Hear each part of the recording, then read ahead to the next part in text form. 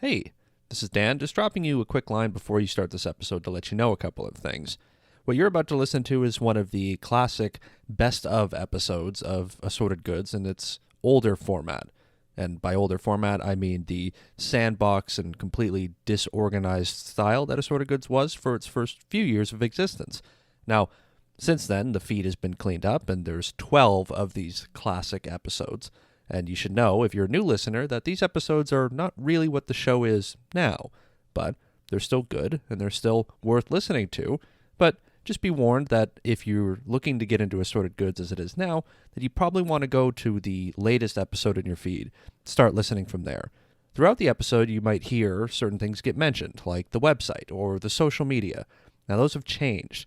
So don't go chasing those websites or links after the episode. Go to these ones instead. The website is now disinformed.ca, CA for, Canadians like me, and that's where you can find all the Assorted Goods stuff that is mentioned in these episodes. You can find the source lists and additional information. They have all moved to there.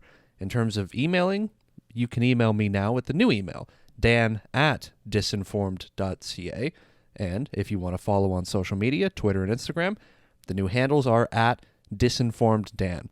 And hey, look, all three of those are kind of similar with each other, creating some sort of continuity. People tell me that's important. But anyways, whether you're a new listener or a returning listener, I hope you enjoy this classic episode of Assorted Goods.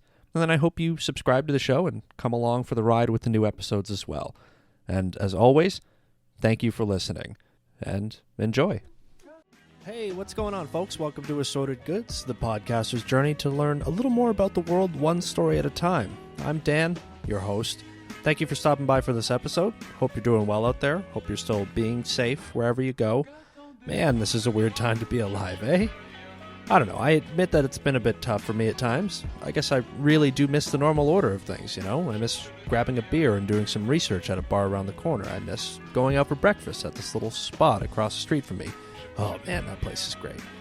But I know we'll all get back to those things someday soon. It's beers and breakfast here in the apartment for the time being, I guess. Anyways, as I ramble on about my business, let's get down to the podcast business. If you haven't caught up with the previous episodes, that's cool. They're always fresh and ready for listening, so make sure you catch up on some of the latest from the show. And if this happens to be your first time listening to Assorted Goods, welcome. Hope the show provides you something of value, and I hope that it's just the first of many listens I can earn from you. Every episode of Assorted Goods is different. Kind of. I think. Well, that's up for you to decide, I guess. But this episode, though, we're going to take a dive into everybody's favorite internet shopping center. The place where you can find anything and everything. I'm talking about Amazon, of course. How they got started, how they got so big, and why their ridiculous level of success is actually trouble in a lot of ways. So this one should be fun. A chance for Dan to attempt to ruin something new. I'm going to enjoy this. But seriously though, it's the largest company on the planet, and its reach has grown with the coronavirus forcing everyone to shop online, and it's run by the richest man on earth, so maybe it's good for us to, figure out a little more about all that stuff. Anyways, just a couple of things to touch on here. I continue to plug the audio drama podcast that I contribute my lovely voice to, Dispatches of Disassociation. It's a great show. A ton of fun to make, sort of a soap opera, mystery, drama with spins of humor all over. And the episodes are short and sweet, so it's not a big, scary commitment. And I hope you'll give it a listen as well. You can find Dispatches of Disassociation anywhere you get your podcasts. Also, I recently made my third and now fourth appearance on the podcast Round and Round, something that may be a little bit more regular from now on, possibly a co-hosting role for old Danny Boy here. But for now, you can see me and Round's host Jeff talk about a collection of random stories from the news. No wonder I stop by all the time. But it's also a chance to see me ramble off the top of my head about some more serious topics as well. And I also had the chance to do an interview with the podcast One Good Question, where host Leon Davis and I discussed the last month of protests surrounding the death of George Floyd, what it took for me to make the 2 episodes of Assorted Goods about the Tulsa Massacre, as well as a bunch of thoughts about being podcasters. And it was a great chat, so I hope you'll check that out as well. It's also a good time to mention Assorted Goods is part of the No Phony Podcast Network, the collection of podcasters that has been my rock of support for over a year now. Hope you'll check out their lineup of shows from pop culture to news to comedy and so much more. You can find all their shows at nophonynetwork.com and go nuts. And Assorted Goods is also part of the brand spanking new All the People podcast network, which is just getting off the ground but is also filled with great people who support this show. So, lots of opportunities in the future here, I hope. Okay, enough plugs. We want the goods, Dan. Get to it. I know. There's always too much to mention. I'm getting kind of busy with all this podcast stuff, you know? Oh, mama, I finally made something of myself. But, alright, fair enough. You've paid your dues. Let's get to the action and start the show.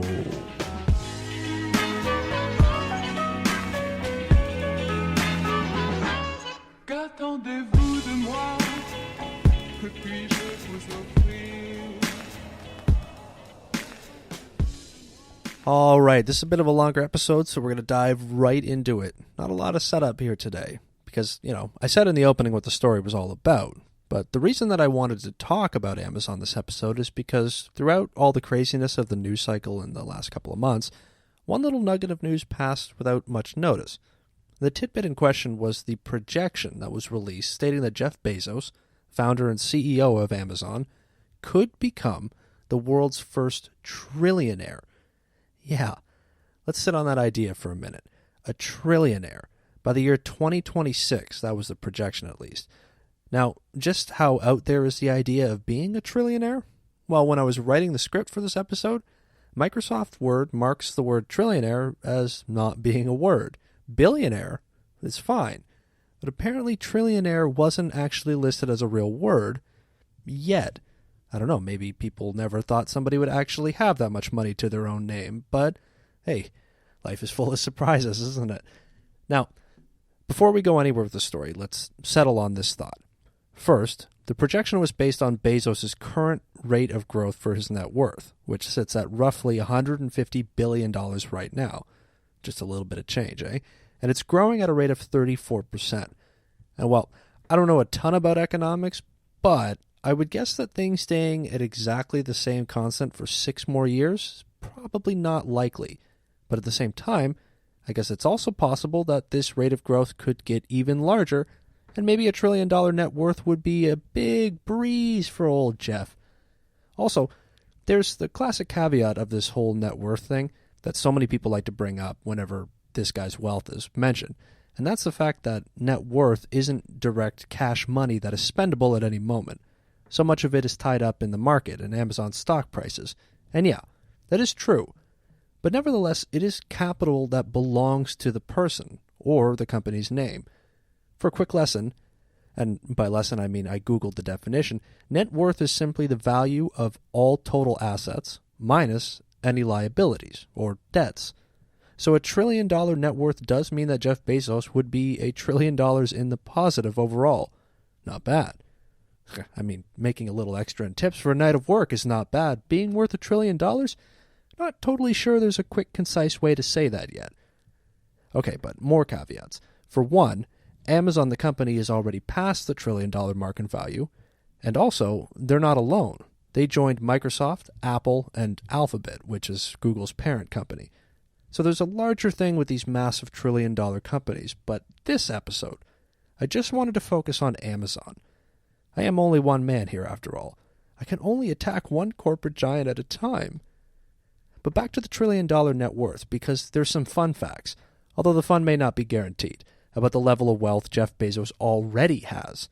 And I admit I got some of these from those clickbaity articles, the whole 10 mind-blowing facts about blah, blah, blah, blah, blah. Anyways, Bezos is the wealthiest man in the world, as I said, but he apparently makes about $2,500 a second, which means in the time it took me to say that last sentence and this one, he's made more than the remaining balance of my student loan. He makes enough money that would change my current life situation in the time it takes to sneeze a couple times. And then, come out of that post-sneeze stupor where you're like, whoa, what? Oh. Anyways, if you made $7,000 an hour since the birth of Christ, you still wouldn't catch Big Bald Bezos. It's crazy. And you can probably diddle with the math all day to make up some more of these, quote, fun ways of realizing the same thing. Amazon, and yes, also multiple other companies, and the guys who sit at the top of these companies, and of course it's always guys, but like Jeff Bezos, these people are unfathomably wealthy. Like literally unimaginably wealthy. You can't conceive of this much wealth. Past a certain point, it's just not possible. It just becomes abstract. You really can't wrap your head around it as an everyday person making a normal living. So, okay, what the hell are we doing here this episode? Well, again, like I said at the top, I thought it would be a good lesson for us all to get to know Amazon a little better. And, specifically, just a little bit about the man behind it all. Why? Well, I mean, the point of the podcast is to try to figure some things out and learn a little more. You know, it's kind of the thing around here. But also because I do believe, or at least going into researching this, I suspected that there are likely some glaring issues with all this unchecked growth and expansion. I mean, at no point in history has anyone ever accumulated this much wealth and therefore power as Jeff Bezos currently has. And therefore I'd have to assume, based on life experience here on planet Earth, that not everything has been sunshine and lollipops the whole way through. And I think you, the listener, know that too. Immense success to this level almost assuredly has problems, exploitations, shady shit that raises big questions. Like, should any single person or company really hold this much power and wealth? Are we okay with that? Are we okay with the implications and the residual effects? I know some people are, and I'll get back to that idea a little later. But whether you've noticed or not, Amazon has taken over our lives. Okay, all right, not to be dramatic, but it's kind of true, isn't it? Do you even recall what life was like before Amazon made every item imaginable appear at your door? Did we just go without things? Oh God, imagine that. Not having the things I wanted at a drop of a hat. Oh, what a nightmare. And, all right, I'll fully admit up front, because honesty and communication are crucial for this host-listener relationship we're developing here. But I'm really not a fan of any of this stuff. I mean, sure, I like Amazon's delivery. I like 2-day shipping. I like how easy it is. I like the products that the other trillion-dollar companies make too. I like super fast smartphones. I rely on one to keep up with doing this show. I like Google answering all my dumb questions. How do you think I do all the research? And I like all the tech. Again, who doesn't? But there's also something creepy and weird and maybe just a little flat-out suspect about A, people or companies that embark on this endless climb to unlimited wealth, and B, whenever it's packaged with a smile as though there isn't something underneath that deserves a closer look, which in the case of Amazon is literally packaged with a smile on the box. In general, I'm not a fan of this growing billionaire club of executives. I won't deny the bias that I have coming in, so, take the presentation I have planned for you here with a little grain of salt. But also, I'm sure the billionaires will survive the critical analysis of a tiny podcaster. Watch out, he's got dozens of listeners. I know, I'm a real threat. But that being said, let's start from the beginning. How Amazon got started and how they got so big. 2 simple ideas to lay the groundwork here, and also to help us get to know our favorite retail giant. But while we do that, it also helps for us to get to know a little bit the man behind the billions, Jeff Bezos. So, let's jump back in time here and start with Jeff Bezos himself. Born Jeffrey Preston Jorgensen in 1964 in Albuquerque, New Mexico. Representing the ABQ.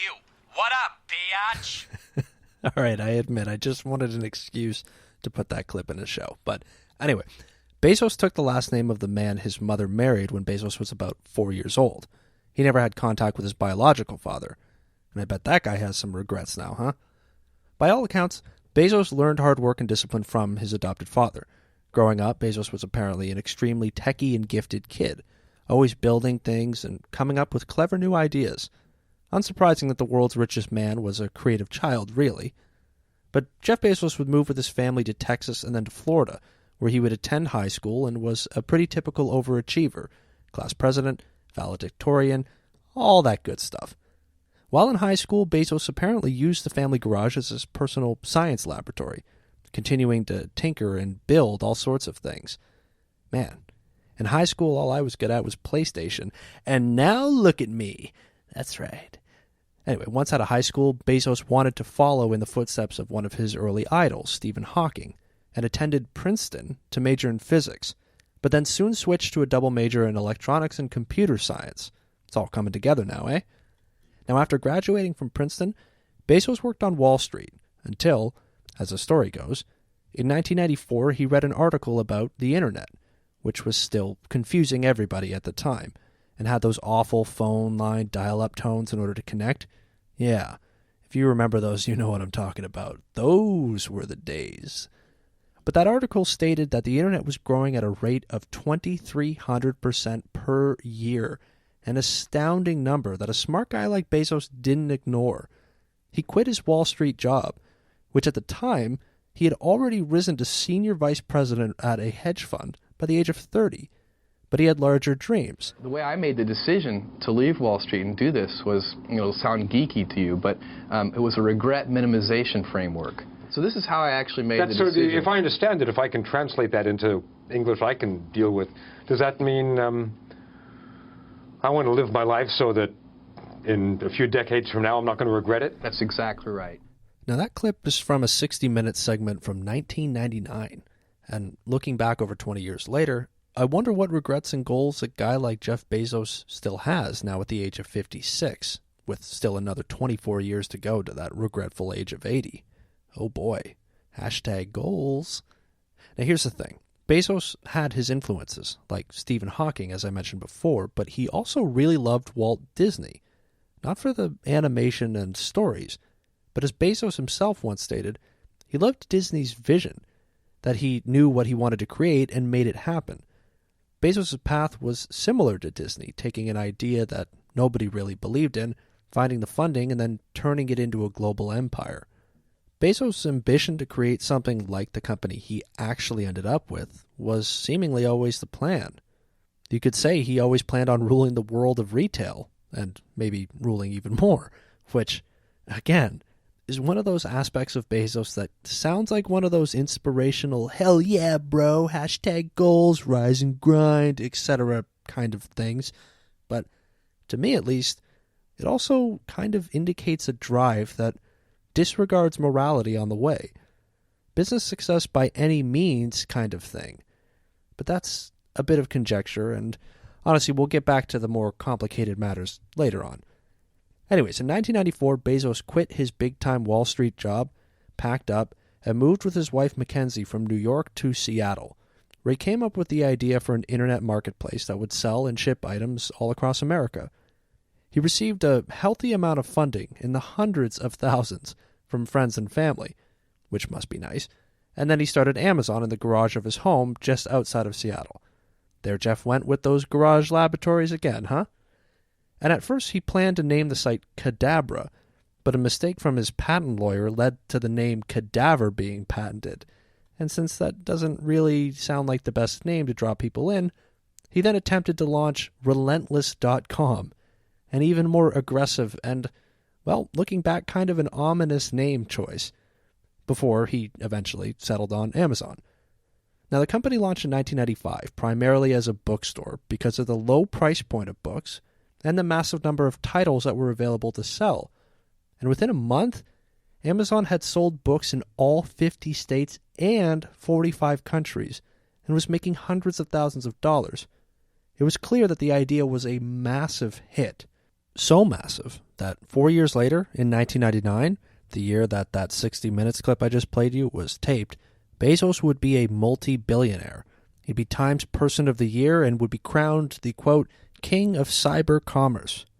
Simply put, Jeff Bezos, a man who's known for a loud laugh that could be heard echoing around his tiny, humble office at the time, saw an idea, used the resources he had to make it a reality, and then became the richest man on earth, just like that. Admirable, sure. But like I told you, I came into this from a point of skepticism. Of course his path is impressive, there's no disputing that. Of course it's amazing that someone could do all this, but there's also something that is, well, unsettling about someone who continues to aim to do more. Why hate the hustle, Dan? Honestly, I'm not totally sure. Early clips of Bezos show a guy worth billions who still worked in a humble, messy office with a creaky desk, who drove an old green Honda to work. He appeared in his early days to be the world's most humble billionaire. maybe along the lines of Bill Gates, another tech billionaire. But time changes people, doesn't it? Being a billionaire for a couple of years, yeah, that's one thing, but being a billionaire for over 2 decades now? Bezos now, compared to then, surely isn't the same man. And if you watch clips of him from then and now, it kind of seems that way on the surface as well. But I'll leave that alone. Amazon had its share of troubles along the way, too. Barnes & Noble, the bookstore, sued Amazon over their tagline, which at the time was Earth's largest bookstore. Barnes & Noble argued that you actually have to have stores in order for that to be true. And in the end, the suit was settled out of court. I don't know how solid an argument it is when you're arguing semantics, but anyways. Walmart, who has become one of Amazon's primary rivals, even right up to the present moment, also sued Amazon as well at the turn of the millennium, accusing Amazon of stealing secrets after Amazon started hiring ex-Walmart executives. That suit was also settled out of court. There was also the economic disaster of the dot-com bubble of the late 90s, early 2000s. Hundreds of tech startups went under when it turned out that most tech investment was hollow and placed into companies that had massively inflated their values and had significantly lower revenues than was necessary in order to warrant those kinds of investments. But Amazon was not one of those. They continued to make steady enough revenue to survive, although after the lawsuits and the bubble crash, Amazon did lay off thousands of employees, and their stock price plummeted from over $100 a share to roughly $5 a share. Amazon, though, like eBay and other staples of internet commerce at the time, managed to hang on and make it through the dot-com bubble. The thing is, though, Amazon suffered revenue losses in the billions around the year 2000. Profitability, as we'll get to in a moment, has not always been guaranteed for Amazon. In fact, the marketplace has been a constant source of losses for Bezos and the company as a whole, which is one of the things that puzzles me the most about Amazon, and really is something that may be too economically complex for my wee little brain to wrap around. But how can you always be losing money yet still making more and more and ever expanding? How the hell has Amazon not only survived, but managed to continuously get bigger? From what I've been able to find, the losses Amazon suffered around the crash of 2000 were survivable because the basis of their business was still solid. Jeff Bezos, in an interview, described the fact that they knew the company was feeling the effects of the bubble bursting, but that the business was still financially sound, and therefore that it was only a matter of time before things started to grow again, and Amazon would recoup the losses in the market, and then some, which, well, they clearly did, didn't they? Now, I grew up through these years, and I never really noticed Amazon through the early 2000s. eBay I remember because of the whole craze and thrill of bidding on items. To be honest, though, I don't think buying things off the internet was really truly common yet. A lot of people did it, sure. The company doesn't become worth billions of dollars otherwise, but it was never like it is now, how most people head online to find everything they need. There was always this worry back then about putting your credit card and personal information online and how that would lead to someone stealing your info. Who knew that your info being stolen would just be a guarantee in the future? But anyways, as Amazon moved into the new millennium, Bezos continued with his ambition to grow and grow and grow. Amazon had expanded across North America and into Europe. And in 2005, Amazon started with 2-day free shipping, which we all know now as Amazon Prime, which has since expanded to nations across the globe as well. On top of that, in 2006, Amazon retooled and relaunched an aspect of the company that had struggled for a few years prior, and that was Amazon Web Services, or AWS, which is the cloud computing and server systems that Amazon sells to smaller companies so they can run their own online businesses. AWS, like so much of Amazon's business, was ahead of its time, and now, as a result, Amazon holds a dominant 34% of the cloud computing industry, thanks to AWS, which is far more than anyone else in the business. And AWS now has wider profit margins than Amazon's retail services, since, unsurprisingly, cloud computing and the demand for server space is higher than ever. Again, it's another thing that Amazon seemed to have beat everybody to the punch on. And that's the kind of the thing about Amazon.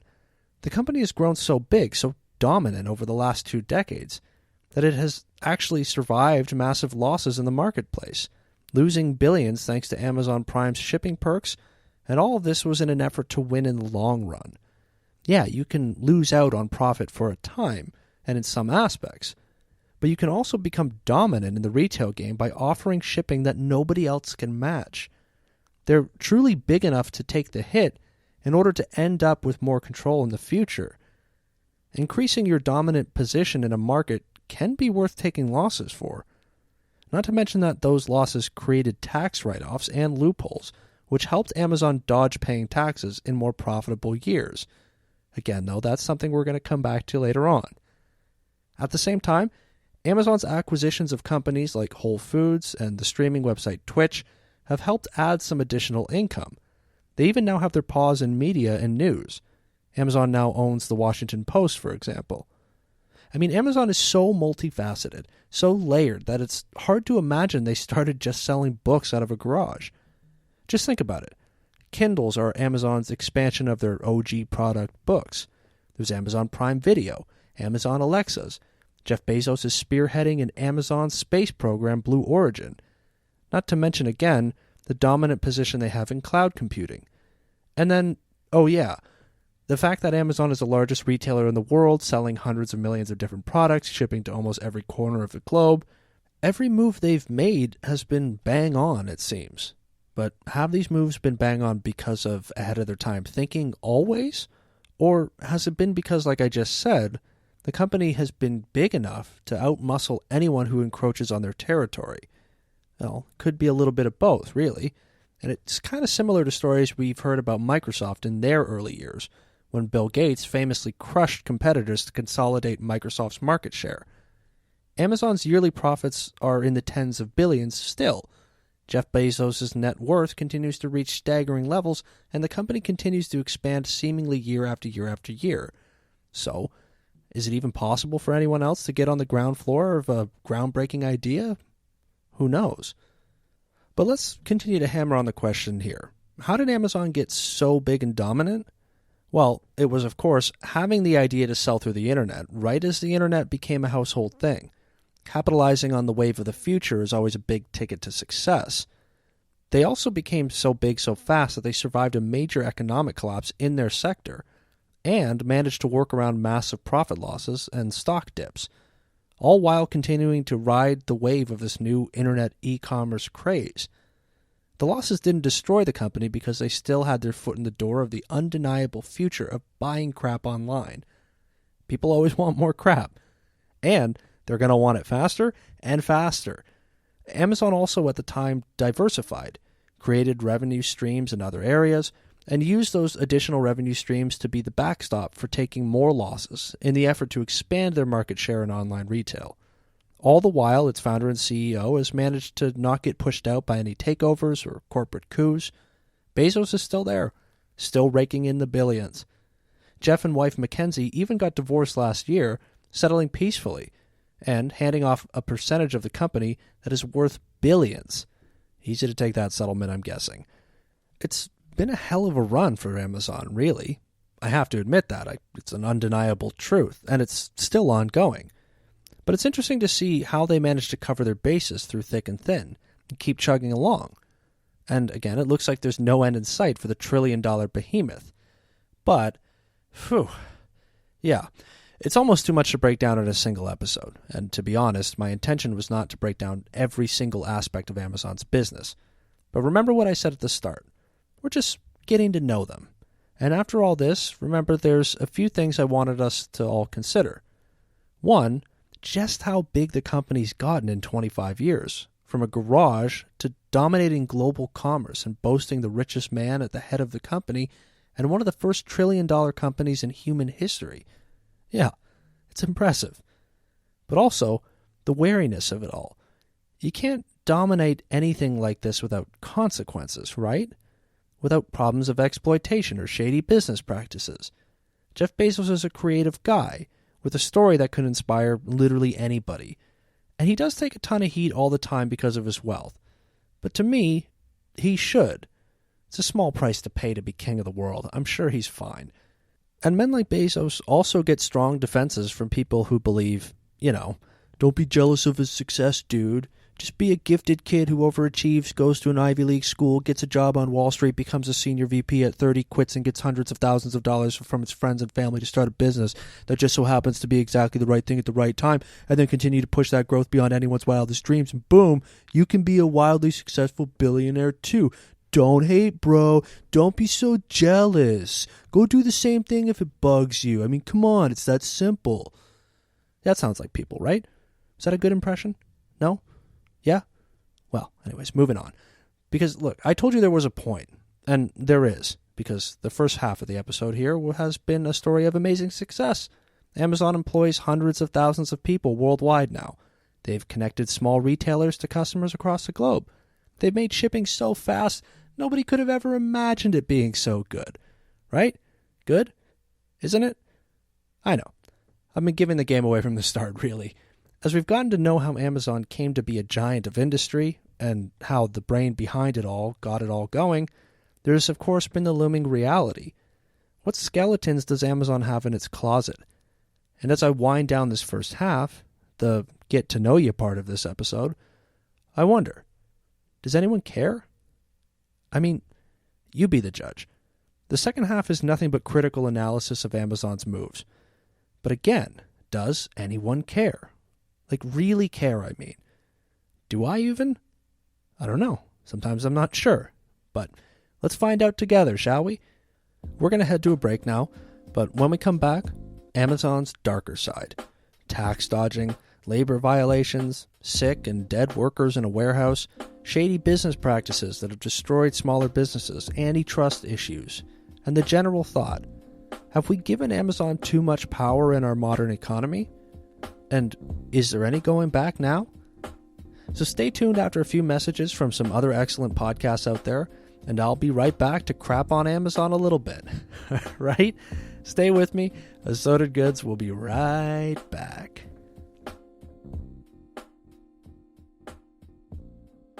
In a world of utter randomness, one podcast stood out from the bunch. And it was The Amazing World of Talking Shiz. Sorry, I had to clear my throat there. Yeah, it's just mainly randomness. And focus is It's definitely not being not there. focused on at all. No.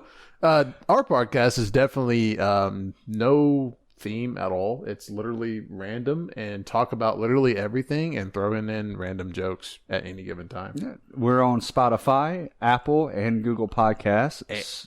So go ahead, tune in. New episodes weekly. And we're international. International. Very, Yes. very well. So tune in. Follow us on Twitter. See you there.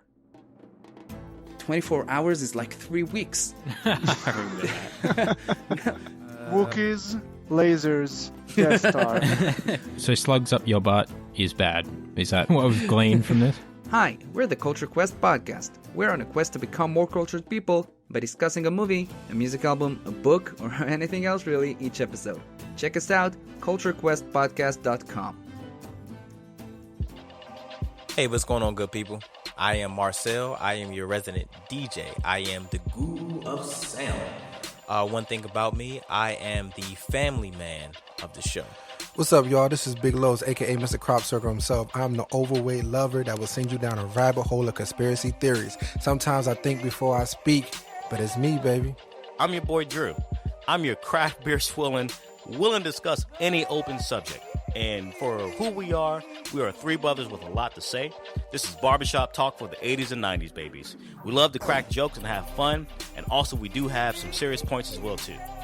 These are our views on things that you may or may not agree on. So welcome to the chair, sit back and relax, because at the end of the day, we are Diapers and Haircuts. Follow us at DNH Podcast, Twitter, Facebook, IG. Email us at dnhpodcast2019@gmail.com.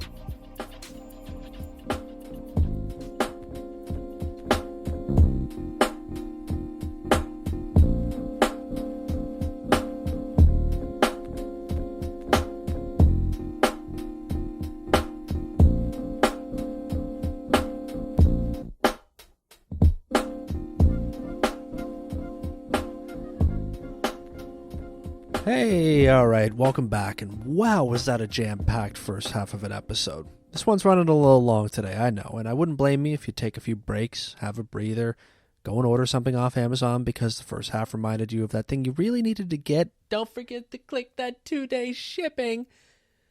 But we're back. And if the first half was all about knowing Amazon, the second half is all about really knowing them and taking a dive into some of the, let's call them areas of concern. And there are a few topics that I want to run through, so I won't waste any more time with the setup and we'll just get right to it. So first off is taxes. And I'm sure you can probably guess what I'm going to say. Amazon doesn't pay anywhere near the kind of taxes you'd expect such a massive corporation to pay. Now, just to jump the gun a bit here, the argument made in regards to the tax payments of companies like Amazon often is that this is how the tax system is supposed to work. And although Amazon takes advantage of loopholes, it hasn't actually done anything illegal, which is true. And also that the point of these loopholes and incentives is to allow companies to reinvest into themselves, therefore creating more jobs and growing their companies even bigger, which sounds nice. But it also sounds like the kind of thing that is really meant for smaller companies to allow them to grow, and not really for the largest company around to endlessly expand. But, okay, let's get some details here. Amazon is based in the United States, which means they follow the American tax codes. Yeah, they also have to comply with laws in other countries, but their primary jurisdiction, I guess you could say, is America. So as the tax laws are written, and it is often written by people advocating for whatever helps companies not pay taxes, Amazon follows the laws accordingly. The company has come under fire in the last couple of years because in 2017 and 2018, Amazon paid no federal taxes, despite posting record profits in the billions. In fact, not only did they pay no taxes, they actually got over $150 million in tax refunds both years. Aw, good for them. Who doesn't love a nice tax rebate? They did, however, pay $162 million in taxes for 2019, but that was only 1.2% of their $13.9 billion in pre-tax revenue. The corporate tax rate in America is 21%, which is also a significant reduction from the 35% that was in place before the Republican-led tax reform bill that came into effect at the end of 2017. From 2010 to 2018 as a whole, Amazon is believed to have paid taxes at a rate of roughly 12% on over $900 billion in revenues, which resulted in $26 billion in profits. So you see, those loopholes and write-offs, well, they come in handy. Any way you slice it, Amazon paid far less tax than the basic rates that the law indicates. Amazon defends itself by simply stating that they've paid everything they owe and that their business, which, as I mentioned in the first half, takes a lot of losses and often operates with slim margins. Therefore, it doesn't get taxed the way other businesses would as a result. Basically, the genius of Amazon, I guess you could say, is that the way their business is so complex and has so many ups and downs makes it extremely difficult to track what they should and shouldn't be paying. Tax codes are super complicated, but also so is Amazon's business, especially when you factor in their international pieces too. As one article I found said, it's simply too hard to keep track of everything with Amazon, and so they get away with paying well under the basic rates of taxation. But there's also more to it than that.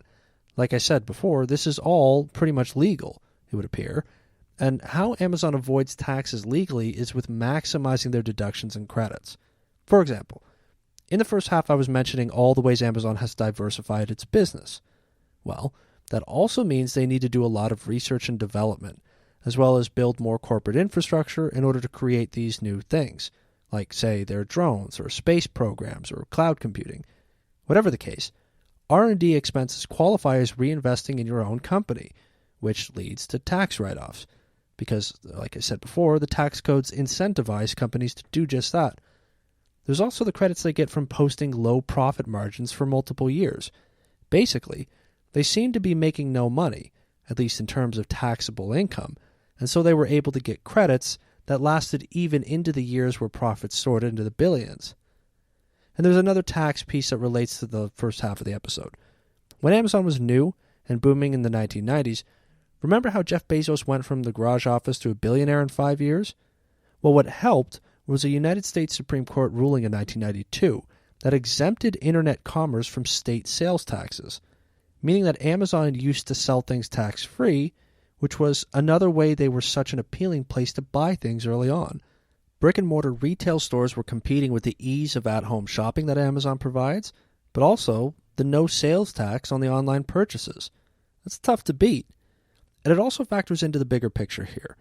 Amazon has both used legal frameworks to their maximum potential, and you can't fault them for that, really, but combined with the tactics of layering their business with profit centers of the company covering for the losses of other divisions, allowing those divisions to undercut other businesses and grow Amazon's overall market share.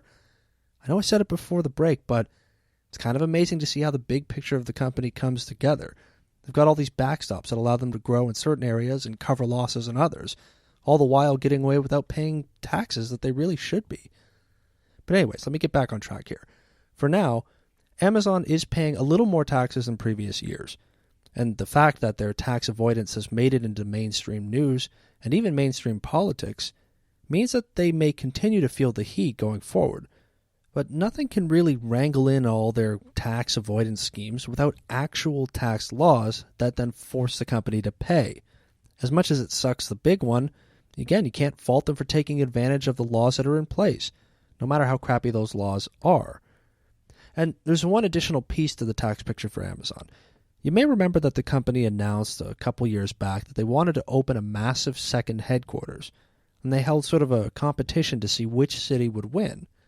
Part of that competition was that every city that wanted to be considered had to put forth a proposal to appeal to Amazon to come. Part of those proposals? Yeah, you guessed it. Massive tax breaks for the company. And I mean really massive tax breaks. The second headquarters is going to end up being split between New York State and Virginia, with over $1.5 billion in tax credits being handed out to Amazon in the process. Although, those credits are partly contingent on whether Amazon creates the jobs they said they would. But things change, and change quickly. Tax incentives may exist now, and promises of jobs are nice, but this project could take almost a decade, and who knows what the landscape of their business will be by then. It's a lot of faith, and it was also a weird and kind of gross bending over of dozens of cities and states just to be blessed by the hand of the great Amazon, bringing their fruits of prosperity. I don't know. Doesn't it feel like a little bit too much power in the hands of a company? You know, being able to make governments jump through hoops to see how much they can give up just so one of the largest companies on earth comes on over? It's worth thinking about, isn't it? Basically, the framework of the argument that gets laid out in defense of taxing massive billion-dollar companies is this.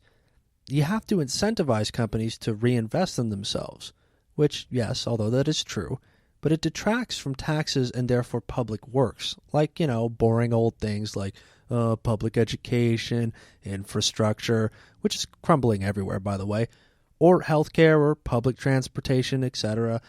And since those companies can dodge these massive tax bills, there's less money available for governments to invest in these publicly funded aspects of society. But these companies reinvest into themselves and develop their businesses further, which creates, that's right, jobs, jobs, jobs. The be-all, end-all of corporate tax arguments in favor of keeping the bills low. Let me try to reframe this. Instead of trusting the big scary government to manage money and fund public goods, let private companies make the world a better place by creating more paid labor and privatizing everything. It's basically a don't trust them, trust us kind of thought. A common theme I notice across a lot of these stories about the potential for abuses of power. Seems legitimate, right? I mean, they have that smiley face on their boxes. You know they're trustworthy. But taxation, of course, is just one of the things that Amazon does that seems a little less than savory. And in reality, it's probably the easiest piece of this to defend because, it's not technically illegal. But some of the other things they do is also not technically illegal either. And so we're going to move on to something new here. And next up in our series of issues here in the second half is a classic for massive companies. One of the greatest hits, you could say. And that's the idea of undercutting competition. But in Amazon's case, it's not so much undercutting competition, but undercutting the sellers who join in and work with Amazon to sell their products online. The common refrain I read when looking at this whole piece of the puzzle was that working with Amazon to sell products was a love-hate relationship, or a, quote, dance with the devil. And I'll try to lay this out simply here to start, for both of our sakes, really. Basically, if you own a small business, you can sell your products through Amazon and get access to their global marketplace, helping small businesses reach customers they otherwise would never have been able to. Now, let's say your item gets hot, catches on. People are loving whatever it is you're selling. Well, Amazon is all about data these days because, well, who isn't about data these days? And as a result, they can see that your little niche item is hot and selling all over. Hey, good for you. That's a small business dream coming true right there. Just to mention, this whole undercutting thing is not 100% totally concrete proven, but that's because it's hard to prove. Amazon, of course, has wonderful corporate emails that defend all their practices, like the tax stuff before. You know, we pay all our taxes according to rules, blah, blah, blah, blah, blah, blah, blah. And they toe the company line in this regard as well. But there are a ton of documented accounts of undercuttings from sellers themselves, many of which either quit working with Amazon or are currently struggling to keep up since Amazon's fees have become unbearable for sellers over the past decade and a half or so. Anyways, your little product is selling well, and Amazon can see that. So, Amazon then contacts the manufacturer directly, has the products made themselves, or they have the same thing made with cheaper materials, a knockoff, as we affectionately know them as.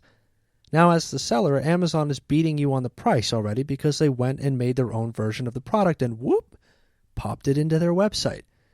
And then here's the kicker. Amazon is in control of everything on their site, of course. So, yeah, they can ensure that their own products get placed at the top of the search results while burying the originals. With the lower Amazon price and also, 2-day free shipping, it's hard to keep up and compete with that. So as that little small business is selling their product, where do you think they are after all this? Screwed is where. And it's not an undocumented problem. Again, it's not something Amazon admits to. They commonly say that they are simply offering the best options for customers, which, that business school talk never gets old, does it? But studies on certain fields of products find a common pattern. Top-selling items seem to show up within a few months being sold from different vendors at lower prices, thus undercutting the original sellers. Businesses who use Amazon have also indicated that the percentage taken as a commission from Amazon has risen, making profits for small businesses, well, smaller. And there's also been curious accusations in articles written about review systems. Knockoff products, from Amazon or otherwise, seem to have glowing reviews all the time that are often questionable. A regular consumer probably doesn't check the validity of these reviews. And, why would they? But let's just stop for a moment because you, like me, we all know that when shopping, although those little 5-star rating systems seem kind of arbitrary, they also really do affect what we look at and what we buy. I mean, just as a side note, think about podcasting here. Podcasters everywhere are in constant hunt to get people to post 5-star reviews for their show because we all know that people actually look at those rating systems. I know, I even ask for reviews too. And honestly, I'll take them whether they're 5 stars or not. Please, just let me know I'm really here. But back to the point. Amazon's business practices have lured in small businesses, selling them on the idea that working with Amazon is nothing but good news for small companies looking to expand their reach and tap into Amazon's global marketplace. But the evidence over the past years is just what we've said here. Amazon appears to be exploiting small sellers in order to gather data, and in turn, use that data as sort of a free market research tool, which they then use to replicate products and sell for lower prices, ensuring that their products get seen on the website first, and then they deliver them with speed and efficiency that no business anywhere can compete with. It all adds up to cutting every piece of fat off the process and screwing the little guy over, and then consolidating an already dominant position in the retail market. I told you this was a big business greatest hit.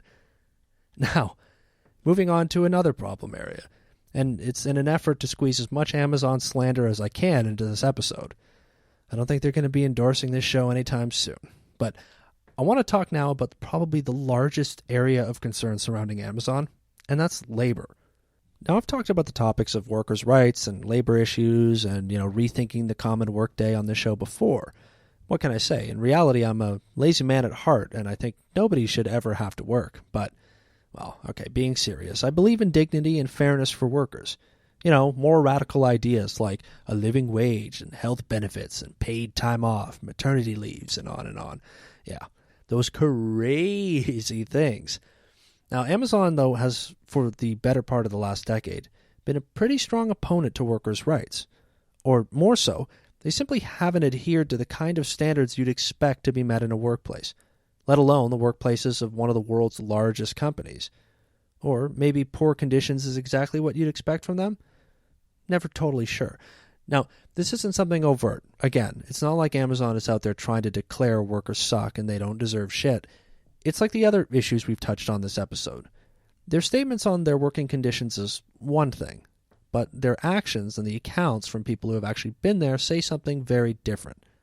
So, let's take a look at the problems surrounding Amazon's employees. And maybe the best setup for this part of the episode is the statement that numerous Amazon warehouse employees have made, that the people working in the warehouses are treated like robots. That's the exact term that comes up multiple times if you look up Amazon warehouse labor issues. These statements are based on the expectations for productivity that exceeds what just about anybody would consider reasonable for a human being to complete in a day. Not that these targets are literally impossible, but they're pretty close. They leave almost no time to even take a minute to breathe. Employees also report having to walk up to 15 miles on a standard shift every day. That's taking the idea of getting your steps in a little bit far, isn't it?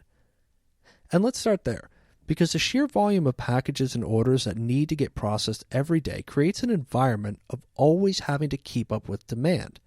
Remember, this is a company that completes billions of orders per year and dominates the American online retail market. Yeah, we've been talking about this all episode. They're huge.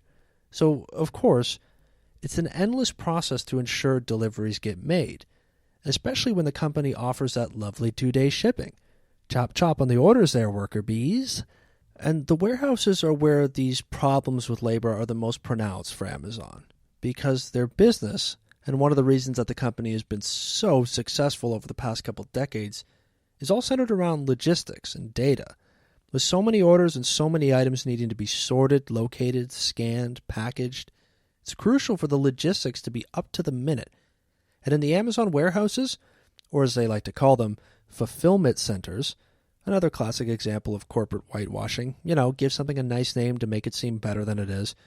Anyways, the quotas that warehouse workers have, who by the way make $15 an hour in America, reasonable compared to other jobs, but still not quite a productive living wage.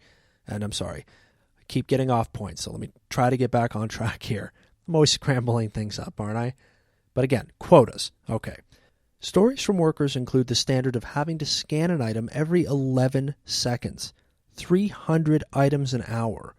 And these items can range from something small and simple like a kid's toy, or, according to many first-hand accounts, more adult toys, all the way up to larger items with a little more muscle required, like, say, big bags of pet food.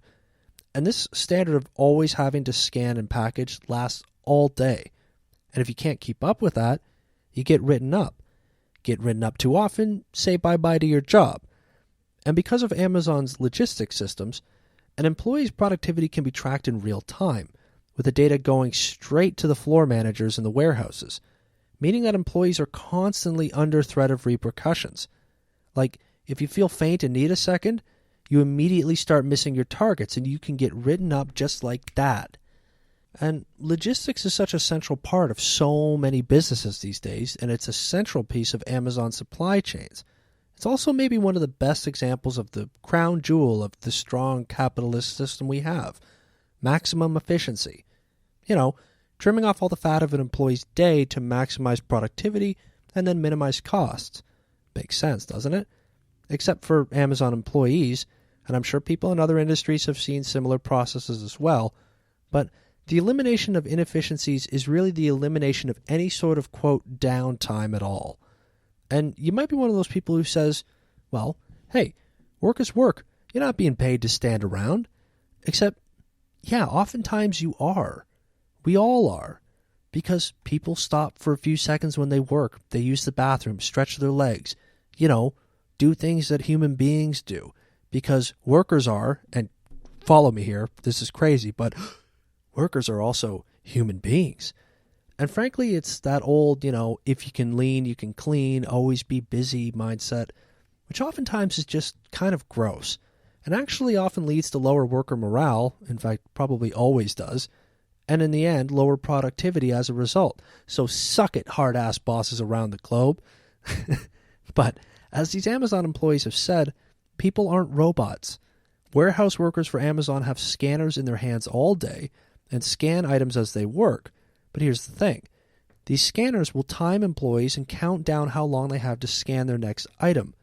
And the job itself has wrecked the bodies of countless workers who have had to quit because of serious injuries or more chronic conditions like repetitive back strains, for example. And just put yourself in this position for a minute. Follow me into the mindset of somebody working here, will you? You're making below average wages, working a pretty physically exerting and tough job. You're being pressured by your manager to meet literally robotic productivity goals, and you have a timer in your hand all day where you're always counting down 10 seconds to your next goal. Again, your body's in pain, but if you complain, you're probably going to get fired. If you fall behind, you're probably going to get fired. Just a little bit stressing? Can you imagine? But really, just a little bit of worker exploitation that labor standards are supposed to keep from happening, right? Yeah, but oftentimes Amazon is the best option for people to find work in their area. Remember, this is a company that keeps muscling out smaller businesses, meaning that in many places, Amazon is one of a limited set of options for employment. So the stress is a lot to handle for a lot of people. Like a great infomercial, though. But wait, there's more. Stories of the job are one thing, but the scale of terrible in Amazon's nightmare centers, fulfillment centers, goes way up from there. Those severe productivity goals have led employees in warehouses all over the place to urinate in bottles on shift regularly to avoid having time docked from them. Employees who have experienced injuries, or even women who are pregnant, have had their jobs threatened for requesting modified duties. There was the case of a warehouse that had no air conditioning, so temperatures reached almost 40 degrees Celsius in the building. Sorry, Americans. We do Canadian numbers on this show. Anyways, employees in that warehouse were still told to get cracking on those order goals. People collapsed, needed to go to the hospital, all because they couldn't open the warehouse doors due to, as the company stated, worries about theft. So instead, and yeah, this is true, Amazon paid to have an ambulance sit outside for when employees collapsed or felt ill. And you thought your job sucked.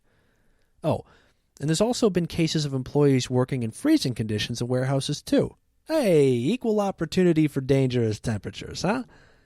And these stories continue to go to the extreme, including a now famous case where an employee actually died on the warehouse floor, and after a 911 call, which according to workers occurred 20 minutes after the employee collapsed, which confused the workers because the whole warehouse is being watched, and putting a package in the wrong place reportedly had employees get disciplined within minutes. But 20 minutes for a 911 call? Yeah. Anyways, after the employee's death, workers were then told to simply get back to work. There were goals to be met. The stories of Amazon warehouses are pretty much endless, really. The number of complaints could fill multiple podcast episodes on their own. Former workers constantly tell stories of how brutal the conditions are, how management didn't provide any meaningful support, how the only thing that matters is meeting targets. For workers on the floor, and managers alike, who, as it often turns out, are under the gun to meet these crazy targets as well, or it's their turn to get the axe. And all of that is enough to consider on its own. But where Amazon's issue with labor really comes to light is how they respond to these problems. Specifically, how they've handled the increase in calls to unionize Amazon warehouse workers.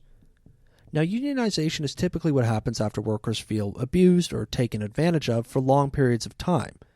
Historically speaking, union membership usually goes up when, for example, wages stay too low for too long, or working conditions are no longer fair in certain industries, which does seem to apply here. And there's a bit of a cycle to this throughout the last century or so. On the flip side, union membership typically eases, or workers no longer feel the need for a union when conditions and wages have been relatively fine for a long period of time. Right now, in this moment in history, the pendulum is probably swinging back towards an uptick in unionization efforts across the workforce, not only in America, but around the world as well. And for Amazon, disgruntled employees have been pushing for unionization for years now. The problem is, as it is in every unionization fight throughout time, the company holds a lot of power, and efforts are typically pretty hard to follow through with. Unionization is often a bit of a David versus Goliath fight. Companies usually apply a little pressure to employees, and that's often all it takes for most people to simply not participate in the effort. Fear of losing a job, as we can tell through this whole story so far, can be pretty influential. And since Amazon warehouse work is easily replaceable, it's even tougher for a union to gain that foothold. On top of that, Amazon has been active in fighting union efforts, with cases where it appears that Amazon's legal department has actively looked to crush these movements. The state of labor in Amazon's warehouses has been under even more scrutiny since the coronavirus pandemic, where workers have stated repeatedly that conditions are just as bad as they've ever been, and with everyone staying home and ordering even more crap off Amazon, the need to meet quotas hasn't changed, meaning working conditions are even more dangerous than they were before. Take the case of Amazon employee Christian Smalls, who led a walkout of Amazon's employees in Staten Island after Smalls said the company did not follow public safety measures when a fellow employee tested positive for COVID. He was fired the day of the walkout and took to the streets to protest afterwards. Not long after all this, documents were leaked to the media that indicated that Amazon's general legal counsel, a guy named David Sapolsky, had been caught making an effort to take advantage of Christian Smalls in order to smear the unionization efforts of all employees. In the memo, Zapolsky stated that Smalls was, quote, not smart or articulate, and suggested that Smalls be lifted up in the media as the face of the unionization movement as a whole, so that they could then paint the movement as being driven by people who were, too dumb to know what they were doing? Something like that. It's not totally clear, although that seems to be the suggestion. The idea was that in terms of PR, Amazon would have an easy win if Smalls became this, quote, face of the movement versus their corporate policies. Amazon continuously responds to issues of workplace conditions with that pretty typical mantra, that they follow all workplace safety rules, that everything is above board, and all these cases are just isolated incidents that only represent a tiny fraction of their massive workforce. But these efforts to crush unions aren't new for Amazon. In 2014, a warehouse in Delaware actually held a vote to unionize. And with Amazon worried that a vote in favor of unionization would cause a domino effect across all their fulfillment centers, they brought in a high-priced legal firm that actually specialized in stifling unions. And in the end, the vote was 21-6 against unionization. 27 votes out of 1,500 employees in the warehouse. But we can also go back even further. In the year 2000, 400 call center workers for Amazon attempted to unionize, and Amazon shut that call center down. But around the same time was the dot-com bubble that caused Amazon stock prices to drop and the company to lay off over 1,000 workers, so that one, I guess, gets a little lost in the sauce. As for the second headquarters that Amazon is building in New York State, well, there's an issue for them there as well, because in New York State there's a strong union presence. And at this moment, there's actually an unfolding political battle between Amazon and the state's politicians over which workers will be unionized, whether union workers will help build and maintain the property, and whether new employees will be allowed to unionize if they so choose. Amazon says that they are always open to having the discussions with employees over union efforts, and that Amazon is a safe and enjoyable place to work regardless. And they say it all with a smile, too. And, okay. We're at that point of the show where I've got to bring this whole thing home for you.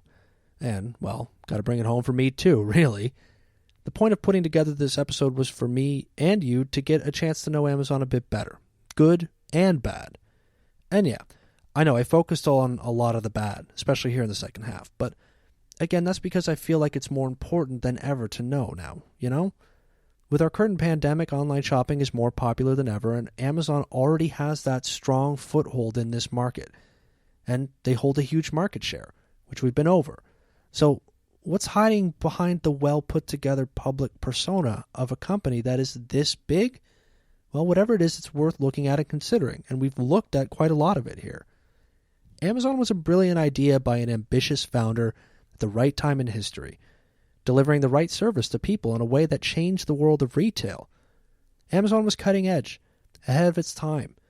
And since then, it's expanded into much bigger and better things. Space exploration, cloud computing, rapid delivery that is unmatched anywhere. Hundreds of thousands of jobs across the world. Amazon has been successful beyond probably anyone's wildest dreams, except maybe founder Jeff Bezos. And Bezos is worth thinking about too. And to apply my own neuroses and skepticism here, but I simply do not trust a guy who has his sights set on domination like this. I mean, Bezos was 30 when he left Wall Street to start this company. And if you remember from that clip earlier, he said that he didn't want to have any regrets when he was 80. Well, right now, he's at about the midway point between 30 and 80. And he's built a company this big, this dominant, but with this many problems. So, how much further will it go between now and then? When does it stop? This never-ending desire for growth, for increased stock values, for vertical and horizontal integration until the whole supply chain is under the smiley umbrella of Amazon, it's unsettling. To me, at least. Because we've seen it before. Amazon now is being looked at for a reason that we have often forgotten about when dealing with companies this big. And the word of the day is antitrust. Amazon, like Facebook and Apple and Google and Microsoft, who, by the way, also faced antitrust problems a few decades ago, but all these companies, they get so big, they hold such a dominant position in their markets that they begin to wield power that should, and I say it again, should worry people. Because the standards that Amazon set have a lot more influence than we may think. But I know that it doesn't really worry people. Because just like all the other unfathomably large companies, we simply love what they offer us. People have known about sweatshops and child labor for years, but whenever Old Navy or The Gap or Nike has a sale, we're all lining up to cop some fresh new clothes. I don't know. Is anybody going to buy from Amazon less after listening to this? Probably not. Are they going to tell their friends to not buy from Amazon? Again, probably not. It's hard to fight something that is this effective and, to be honest, gives people this much joy in the efficiency and speed at which things can be delivered to their house. Maybe I've spent this long-ass episode arguing a point of morality that simply has been shown to not be effective. Oh, Dan. Being a bummer again. Boo! You suck! Look, all right. There is so much more to Amazon than I could fit here. And I'm sure I've missed on a bunch of stuff, really. But what I hope is that maybe you, and, well, maybe me as well, will reconsider some of our buying habits at least. And think a little bit more about everything that we've gone over here. And hey, maybe I can even encourage you to read a little more about this stuff on your own. Maybe? Kind of? Little homework for you? No? Well, okay. We get a little dopey when it comes to these products and services, because again, we love them, but at the same time, Amazon has a level of power and influence now that would already be incredibly tough to curb. And as they continue to grow, as its CEO pushes towards $1 trillion of his own, another scary prospect we shouldn't be so comfortable with, but everyone needs to remember what they enable. Unsafe working conditions, exploitation of workers, the undercutting of small businesses, the overutilization of complicated accounting and tax loopholes, the jamming up of postal and delivery services. But maybe most of all, the idea that we trust so much to just a single entity, and in the case of Jeff Bezos, a single man. That really is a lot of faith to put in one place, a lot of eggs in one basket, you could say. And I can hear all the arguments again in my head right now. You know, Bezos built the company, he deserves every dollar, or those workers are low-skilled, if they don't like it, go learn a trade or move somewhere else. Both of those arguments are what they have always been. Gross, morally garbage thoughts that let powerful people get away with anything they want because some people simply can't get past the idea that certain human beings are supposed to be flat-out superior to others. And maybe that's how you feel. And if you do, I simply would appeal to you to rethink that. But I can't force you to do anything. Otherwise, this show would probably be a lot bigger now, wouldn't it? Oh, maybe there's something to that. Look, I wanted to get to know Amazon and its issues better because it flat out worries me. It worries me that nobody has batted an eye at any of this for years. I don't know, some people have, but clearly not enough. It makes me feel a little weird how much people love that 2-day shipping. I mean, really, we can't wait for anything anymore. But I feel like before we go, after this long-ass episode that, again, makes me realize that I need to pick smaller and more specific topics, I feel like I owe you a better takeaway. So, okay, here it goes. It's important to peek behind the smile on the Amazon boxes and discover how they really conduct business, because we get used to these things. The PR moves that paint union organizers as devious and uneducated, it makes us believe that it's true. The smiles on the boxes and the instantaneous delivery gives us warm feelings because everybody gets happy when a package arrives for them. The jingly guitar commercials with smiling employees, the promises of doing cool shit in space, all of the good-looking pieces of it all make it easier to forget about things like the employees being left homeless after being fired for being too injured to work, about the small businesses betrayed and crushed by a trillion-dollar giant, about the new power imbalance, where a corporation can dictate what a government will do, where a single man can hold more wealth to his name than a significant portion of a country where he made it. It normalizes things that simply shouldn't be normal. And before long, that normal creeps into other industries, other walks of life. And then it's a massive climb to restore fairness. We're in a battle right now about human rights, racial equality, fairness in legal systems. But we are at the same time completely forgetting that there is a massive inequality problem, a massive problem with labor exploitation, wages that haven't kept up with inflation for decades, a billion, soon to be trillionaire class that lives so high above most people we can't even see them. We protest a lot of things right now, but we buy the Bristol board, the markers, the face masks, the t-shirts, and the iron-on letters from places like Amazon, who simply don't care about those issues, not in reality, because all that matters is the stock value goes up, and if it does, then all is well, at least for them. All right, I rest my case on this one, and oh man, what an episode. Really, if you're still here, I appreciate you. Thank you for listening. Really, seriously, you're a trooper for making it all the way through. I honestly don't blame you if you bailed out, but let me wrap this up quick then. If you like the show, subscribe to it, leave a rating or review for an episode like this. I really seriously would love some direct feedback. Was this episode any good? Was it useful to you? Did you learn anything? Did you get any takeaways? Was it presented in a way that was clear? I'm not some expert podcaster. I still look for open and honest feedback all the time. So if you have thoughts, reach out on Twitter at AssortedGoodsPC or go to AssortedGoodsPod.com and click the contact link on the top right of the homepage. And let me know what you think. Good or bad, lay it on me. Now you can also find all the articles used to write the episode on AssortedGoodsPod.com. And as always, all credit goes to the journalists, writers, academics, editors, producers of better content than this. Everyone out there who does the legwork so a bum like me can come along and scrape together a shoddy little production like this one. All credit goes to them, and I hope you consider supporting quality journalism and content wherever you find it out there. Anyways, that's it. We're done. Kept you long enough. Thank you again for listening. Stay safe out there. Much love. Take care. And I hope to see you again here on Assorted Goods. So long, folks.